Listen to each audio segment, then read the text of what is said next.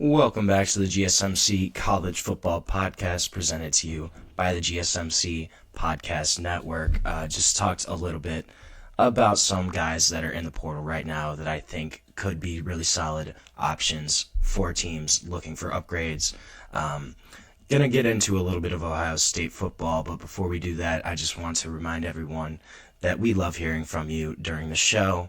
If you have a comment, a question, just a hot take, anything that you want to share, we'd love to hear it. And if, you can go to Super Chat, you can use that to put your comment or question in, make sure it gets seen on air. To do that, just click the $sign at the bottom of the chat box to send in your Super Chat there. We love hearing from you. It's also just a great way to support our show. We couldn't do what we do at GSMC without your support, and we appreciate you being a part of our community here so much. So we're going to talk a little bit about Ohio State now.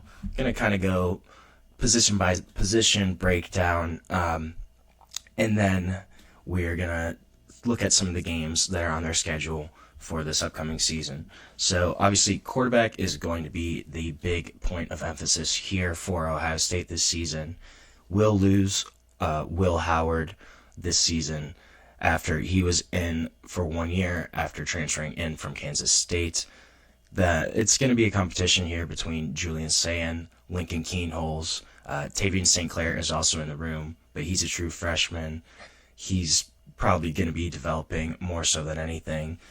And that's kind of what Ryan Day has said throughout the past few weeks, throughout the past month or so, that St. Clair is not in this competition.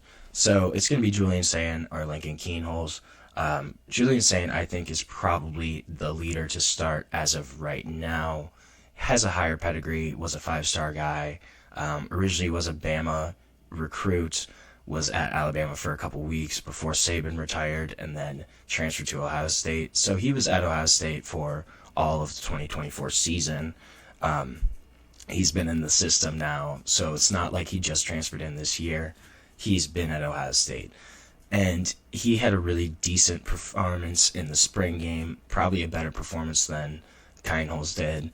17 of 24 during the spring game, had a passing touchdown, looked really smooth just in general, had led 3 consecutive scoring drives for the Ohio State offense, looked in command of the offense. And then Kienholz had a decent spring game. He did take the first snaps under center in the spring game. It was reported that he also had outperformed Julian Sayin in a scrimmage last week, but in the spring game this past weekend, he did not look as sharp as Julian Sayin did. Needed a little more adjustment. Just he was a South Dakota kid coming in from South Dakota, where the level of competition just isn't as high as some of the other high school states in terms of football. But he does have more experience. Was thrown in as a freshman into the Cotton Bowl against Missouri, kind of thrown to the wolves there. Didn't play great in that game, but that was really understandable. No one really blamed him for that because he was not expected to play whatsoever, pretty much.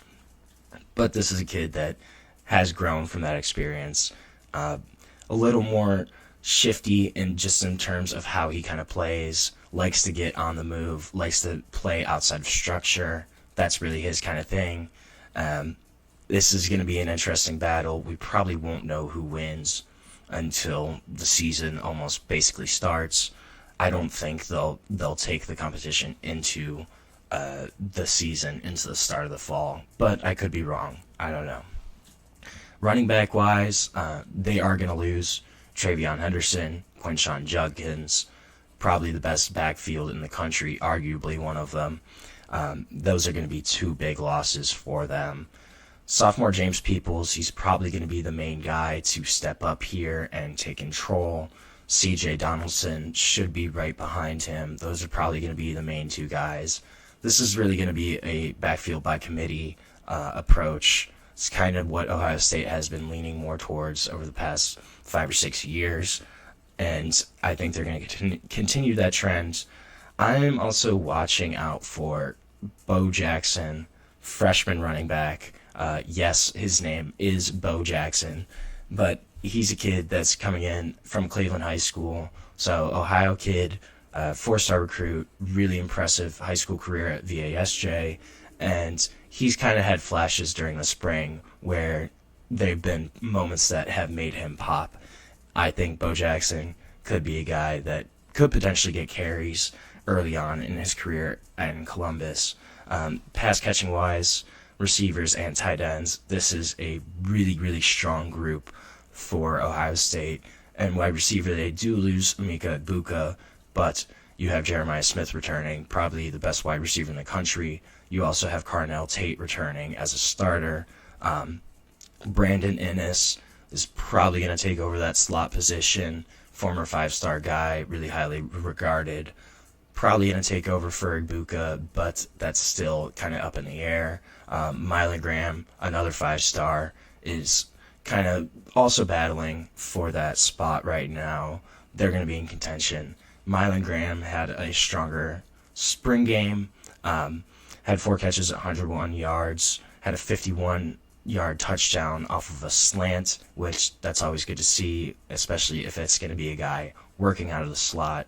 You want to see those short intermediate routes really hit, then be able to pop on those. Mylan Graham did that in the spring game. It remains to be seen if he's going to carry that into the season or if Brandon Innes takes control there. That doesn't really matter. I think Ohio State can't go wrong with either guy. They've just been producing wide receivers at a crazy rate right now. And then tight end wise, they brought in probably the best tight end in the portal in December in Max Clair from Purdue. Had a really strong season last year for the Boilermakers, but he will be the main guy at tight end for the Ohio State Buckeyes. Offensive line, it's going to be kind of interesting how they line up. Carson Hinsman will return, and Tegra Chishbola will also return at center and at right guard, so those 2 spots are solidified. Ethan Onainwa,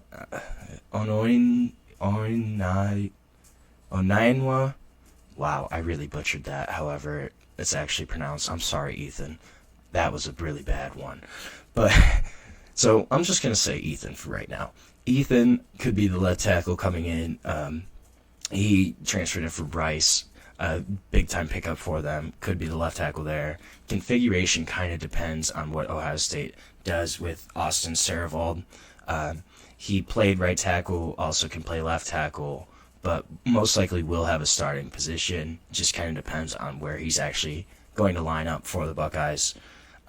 Defensive line, this is going to be a big question mark for Ohio State. Losing Jack Sawyer, losing JT Tuimoloau, this is going to be a group that really needs reinforcements. There's not a whole lot there right now. Caden Curry is expected to take over one of the spots at defensive end.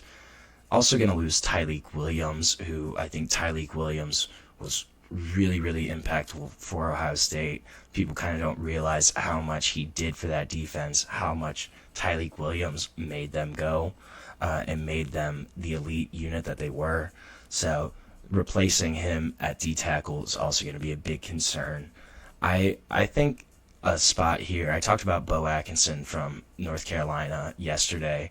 I think Ohio State is really going to try and go after him. He's already lined up a visit for Ohio State and for Georgia. But I think Ohio State is really going to try to go at Bo Atkinson. This is a group that really needs reinforcements right now. Doesn't have a whole lot of experience or production returning. There are a couple guys that could step up and elevate into those roles, but this is going to be a big question mark and big point of emphasis for Ohio State. I think a lot of their success will ride on the defensive line, how much they can get pressure and how much they can stop the ball, the running attack of opposing offenses. Linebacker, though, this is a position that is set in stone pretty much. Sonny Styles is returning as a starter, one of 3 returning starters on defense last year.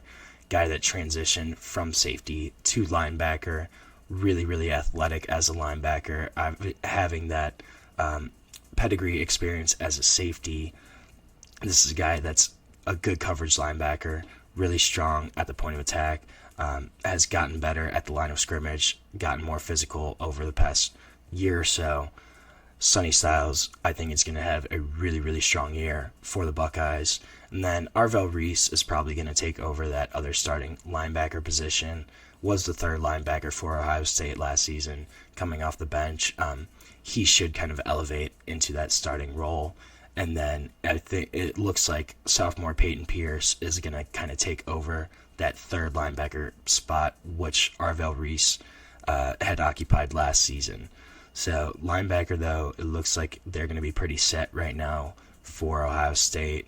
A couple guys, young guys that are on the bench there that maybe could get time, but I kind of doubt it. I think this is going to be a position where Sonny Styles, Arvell Reese play 80% of the time at least if they are able to. Secondary looks pretty strong. Obviously, they're returning Caleb Downs, All-American, transfer from Alabama, who had a really, really great first year in Columbus, really solidified that back half of the secondary. Davison Igbinison is also going to be returning at cornerback, has been a starter there since he transferred in from Ole Miss. I saw him play as a true freshman at Ole Miss. Kid has really, really grown in his game overall. Jermaine Matthews is probably going to have the other outside corner position locked up. Kind of injured right now, but he should be the guy at that spot. Slot is going to be the really big battle, I guess, here. Lorenzo Styles Jr., who's Sonny's brother, actually, he should start in the slot. He's gotten the most amount of reps, first-team reps at the slot, but you could also see a configuration where they have Jermaine Matthews bump inside of the slot, bring in either Devin Sanchez or Aaron Scott Jr. to play that second outside corner position. Both of those guys were 5-star recruits. Devin Sanchez was like a top 5 player in the class in the country. So guys that obviously have the pedigree, have the talent to come in and play right away. That's going to be the one thing to kind of look at there, as well as the other starting safety position. It looks like it'll probably be Malik Hartford, but again, that one is kind of up in the air. Schedule-wise for Ohio State, they open the season with a doozy. You got Texas at home on August 30th. I actually think that's a Friday night, which is kind of interesting. Gonna have a rematch of that matchup, and I think that's gonna be a really great game to watch. Not really sure if Ohio State pulls it out or not. I think, honestly, Texas could win that game, just having more experience returning. Arch, even though he is a first-year starter, does have a little more playing time, a little more experience than either of the Ohio State quarterbacks. And week 1, that's going to be a really daunting challenge for whoever starts at under center for Ohio State. I think even though they're at home, having Texas coming in week 1, Ohio State has had some really strong week 1 matchups the past few years. Obviously had Notre Dame to start the season the past couple years. So they're not used to playing a good team week 1, but I think Texas is going to be a really big matchup for them. Another game I'm looking at, Illinois is a team that I think they're going to be actually pretty decent this season. I know their reputation isn't as strong in terms of football, but has a returning quarterback in Luke Altmaier, has really strong returners across the board. They won 9 games last year, and Ohio State has to go play at Illinois. Ohio State traditionally kind of has 1 or 2 games on the schedule where it's an away game and it seems like it should be a win, and they kind of sleepwalk through it and either lose or come really, really close to losing. Illinois, I think, could be a game that's one of those types of games for Ohio State. They do have Penn State at home this year. I think that's going to be big.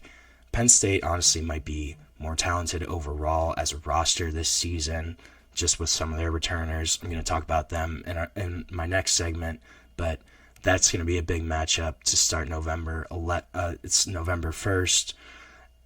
But having Penn State at home, I think is going to be big. Obviously, they've kind of owned Penn State in the past 5 to 10 years. Last year's game was pretty close. It seems like Penn State always gets right there, right up to the end, and then kind of fumbles the game away.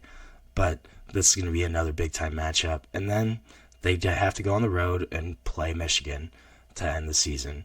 And until Ohio State beats Michigan again, I think this is going to be a game that I'm always going to kind of watch and look out for. Ohio State really had no business losing to Michigan last season, or the season before that, but there are a couple games, this streak right now that Michigan's on, until Ohio State proves that they can beat them. I think this is going to be a game that you're going to have to watch, going to have to look out for, and obviously just the rivalry, it is the game, so always going to have to look out for that matchup there. I think Ohio State, until they beat Michigan again, that's going to be a game that you have question marks around. So we're going to take our second break of the show right now. When we come back, we're going to talk a little bit about Penn State, then stick in the Big Ten, and kind of preview their season, do something similar. So stick around, and we'll be back shortly on the GSMC College Football Podcast.